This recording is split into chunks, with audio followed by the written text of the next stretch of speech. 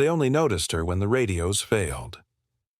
Dusk pressed low against the valley as Sergeant Elena Marquez bent over a battered ANPRC set in the corner of the comms tent. The others barely glanced at her. She was background noise, the quiet fixer with burn marks on her fingers and solder stains on her sleeves.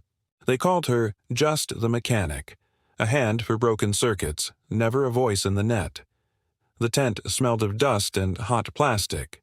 Faded maps lined the plywood wall. Outside, the occasional pop of distant rifle fire carried over the hills, but inside it was the radios that held everyone's attention. Operators leaned over handsets, muttering clipped confirmations, trading coordinates between forward observers and the command post. Static filled the air like gnats. Elena had learned to hear past the static. Every hiss carried patterns. Every faint bleed told a story. Tonight, something felt off. A narrow whistle threaded through one of the secondary bands, barely noticeable, like a phantom. She paused, listening. Most dismissed it as interference, ionospheric scatter at best. She knew better. Someone was probing. Forward observers called from the ridgelines. Their voices cut through, tense and strained. Eyes on movement north, requesting fire mission. Another operator echoed the coordinates, scribbling numbers, his pen shaking. Elena tightened a loose wire inside her set, smoothing the output, hearing the faint bleed again. Longer this time. Deliberate. Someone out there was listening. She pressed the earpiece tighter, but no one turned toward her. She was invisible. Sparks, the youngest operator, cracked a grin as his handset crackled back alive. "Got it back up," he muttered, ignoring the hiss that still crawled under the signal. Then the world outside slammed in. A concussive thud. The canvas roof buckled, dust showering down. Mortar. The second strike landed closer. Lights flickered. Someone shouted to get down. The third impact drove half the mast into the ground, cables snapping like whips. Radios went dark in unison. The chatter sliced to silence. For a moment, all that remained was ringing ears and the echo of panic. The main mast, their lifeline, was gone. Operators scrambled, tugging at dead handsets, calling for Falcon, the commander, demanding direction. But the net was dead. Elena forced herself up from the dirt, clutching the half-repaired unit she'd been working on. Her hands shook, but instinct steadied them. She pulled a spool of wire from her kit, stripping insulation with her teeth. Improvised connections. She patched the battered radio into the surviving antenna stub, coaxing faint life into the circuits. The handset hissed weakly. Static, low and broken, but alive. She tuned it, carefully. Power fluctuated, the signal rising and dipping. Then she caught it again. That thin whistle. Only now it wasn't faint. A foreign cadence threaded in, syllables sharp, clipped, not theirs. A cold realization settled in her chest. The enemy was bleeding into their net. She adjusted dials with quick precision. 30 kilometers of line of sight meant they weren't far. The pattern repeated, testing gaps, looking for openings. She'd heard the same when repairing old sets, how a bad splice leaked signal into channels it shouldn't. But this wasn't a bad splice. This was deliberate. Check, check, radio check, over.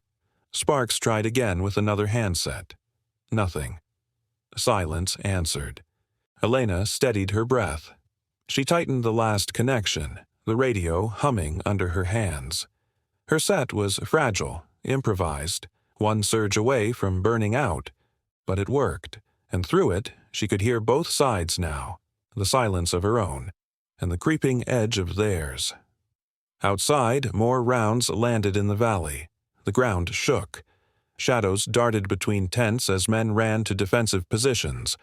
Orders went unheard, trapped in dead circuits. The commander's voice rose, demanding a net that no longer existed. No one looked at her, crouched over the glowing dial, sweat running into her eyes. No one realized she was the only one still listening. She caught a fragment, enemy cadence thick against the hiss, a voice not theirs but coming through as if daring her to answer. Her pulse hammered. She glanced around. The chaos, the broken mast, the officers shouting into silent handsets. She was just the mechanic, the quiet fixer. Yet in her hands, the net still breathed, fragile but alive. And in that breath, she understood something chilling. If she could hear them, then they could hear her. Their line was exposed. The night had changed, and her silence would not last, because the next voice carried over the shattered airwaves would not be theirs. It would be hers. Her voice cracked the silence, sharp and steady where no one expected it. The comms tent reeked of cordite and dust, its canvas roof still trembling from the mortar strike. Operators clutched useless handsets, shouting over one another, their eyes darting toward the shattered mast outside. Falcon, the commander, barked for updates, but no reply came back. The net was dead. Elena crouched low beside her improvised set, fingers trembling but precise as she soldered one final splice. The backup rig was weak, its antenna patch barely tall enough to push 30 kilometers of range, but it was something. She clipped the line, powered it up, and felt the familiar hum crawl through her hands. The hiss of static was no longer empty. It carried faint fragments, scattered voices bleeding across channels, desperate calls swallowed by interference. She steadied the gain, tuning each knob until the distortion cleared into a whisper. A forward observer's voice cut through, ragged but alive. "This is Viper 2. Troops in contact, grid 1769er, requesting fire mission over." The line went quiet again. No confirmation. No response. Elena looked toward Falcon. His own radio lay cracked, its handset lifeless. Sparks hammered the dials of his set in frustration, muttering curses. No one answered Viper's plea. She swallowed hard, pulled the handset close, and pressed the transmit key. "This is Patchwork. I copy your request. Stand by." Her own voice startled her. Clear, steady, carrying over the net as if she belonged there. She glanced around.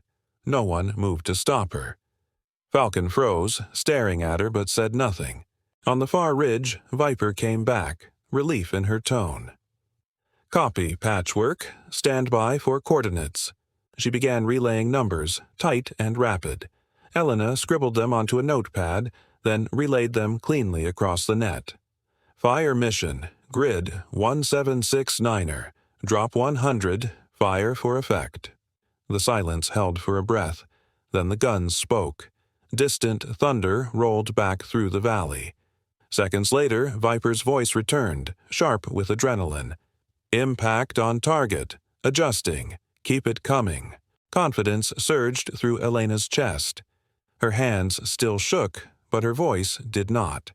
She worked the fragile network, hopping between frequencies, bridging calls, each transmission stitching the broken net back together. For the first time, they had a voice in the chaos. Then another voice slithered in, low, mocking, calm in a way that chilled her blood. "Hello? Patchwork?" It wasn't one of theirs. The cadence was wrong, the accent buried but unmistakable. The enemy had found their channel. The tent went still. Sparks paled, his lips parted. Falcon's fists clenched. Elena felt the weight of the handset in her hand, heavier than metal should be. The voice came again, clearer this time, riding the same frequency she'd patched together. "Nice little net you have. We'll take it from here." Static roared as the enemy layered false commands, imitating clipped military brevity. "Units fall back. Grid delta is compromised." Her gut twisted. If anyone believed that voice, units could scatter or retreat straight into the kill zone. She tightened her grip on the dials. Years of fixing faulty sets had taught her the tricks of interference, the subtle fingerprints each voice left in the static. She shifted the frequency upward by a fraction, hopping the net. "All stations, this is Patchwork. Authenticate now."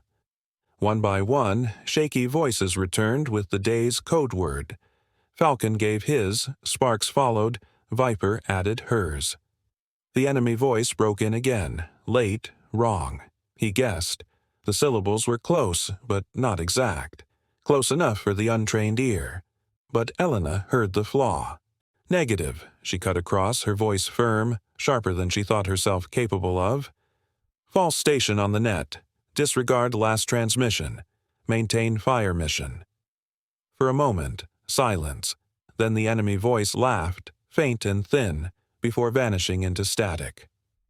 Eleni exhaled, shoulders trembling. The guns thundered again, closer this time, shaking the tent poles. Viper's voice shouted coordinates, and Elena relayed them cleanly, each word more confident than the last. Rounds landed dangerously near friendly lines, the shockwaves rumbling underfoot. Falcon glanced toward her, face tight. "That close," he murmured. Elena nodded once. "Better close than blind." She worked the frequencies, countering the enemy's intrusion with quick hops, every switch buying seconds of clarity.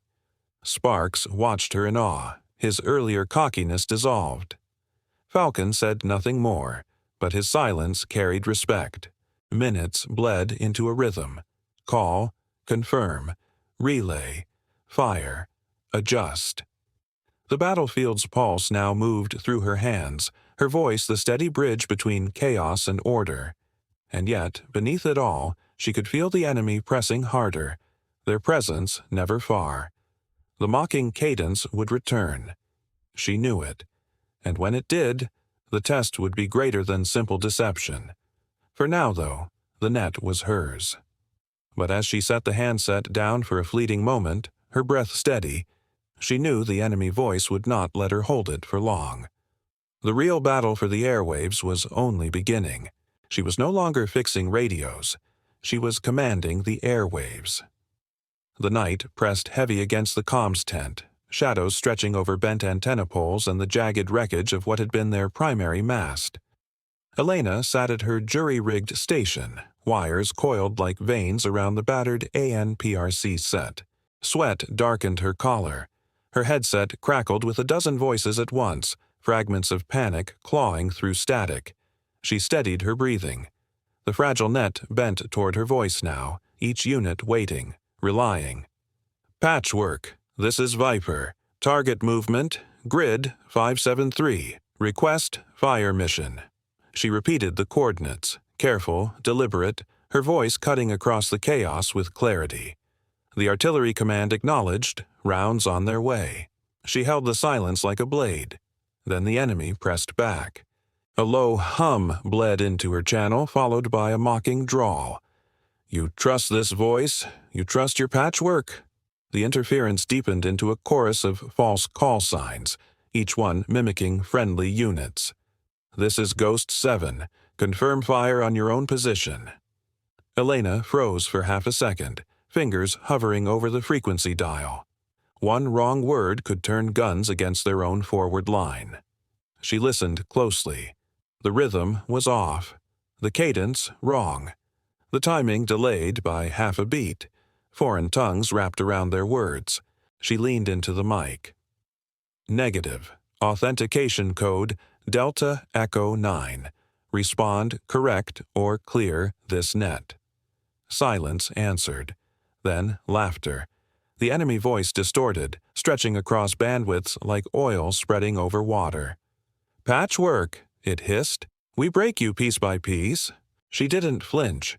Instead, she switched the set, her fingers quick, initiating frequency hopping. The radio skipped like stones over a river, each bounce carrying the friendly net beyond the enemy's grasp.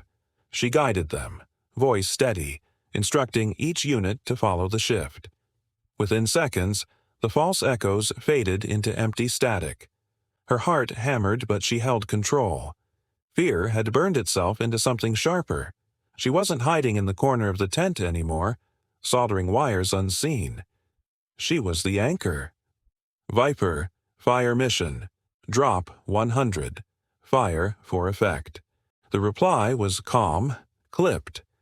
Artillery thundered in the distance, shaking the ground under her boots. Reports rolled in, enemy advance halted, units rallying. For the first time, no one questioned who was speaking. They listened, but the enemy wasn't finished. A sudden burst of static slammed into the channel, frequencies blanketed with noise so dense it sounded like a storm tearing across the sky. Every unit's voice warped, indistinguishable. Panic flared again. She closed her eyes, isolating the patterns. Jamming wasn't chaos. It had a center, a point of origin. If she could triangulate, she could turn their power against them. Her hands trembled only once before settling. She adjusted gain, marked timestamps, calculated signal delay between their own relays. The picture formed in her mind. A ridgeline 2 clicks east, broadcasting wide. It was a risk, too bold, too exposed, but hesitation now would cost them everything. She pressed the transmit key. This is Patchwork. Switching to enemy frequency. Stand by. She dialed into the jamming source, her voice cutting through their storm like a flare. Shadow, you wanted me. Here I am. For a heartbeat, the channel stilled. Then furious bursts replied, trying to drown her out, but it was enough. By forcing them to answer, she pinned them to one frequency. Coordinates locked. Viper, grid 574. Confirmed jamming source. Fire for effect, immediate. The acknowledgement came sharp, almost reverent. Seconds stretched like an eternity. Then the earth itself seemed to tear open. The distant ridge bloomed with fire, each impact erasing the enemy's voice. The jamming storm collapsed into silence. Only the faint hiss of the net remained. Her headset filled again, not with confusion, but with order. Unit after unit checked in, voices steady, aligned, following her lead. This is Bravo 2, target neutralized. This is Ghost 7, standing by. And then, almost as a ritual, copy Patchwork. She exhaled, the weight in her chest loosening at last. The same hands that once only soldered broken wires now rested still on the radio, her pulse finally slowing. Around her, the tent buzzed with the realization of what had happened. The quiet fixer had become the net's voice, the call sign no one could ignore. She keyed the mic one last time, each word deliberate, final.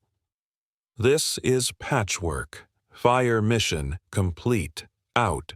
And across the shattered battlefield her name echoed back, steady as the guns themselves. But Shadow's silence was never absolute, and somewhere out there a countermeasure was already stirring.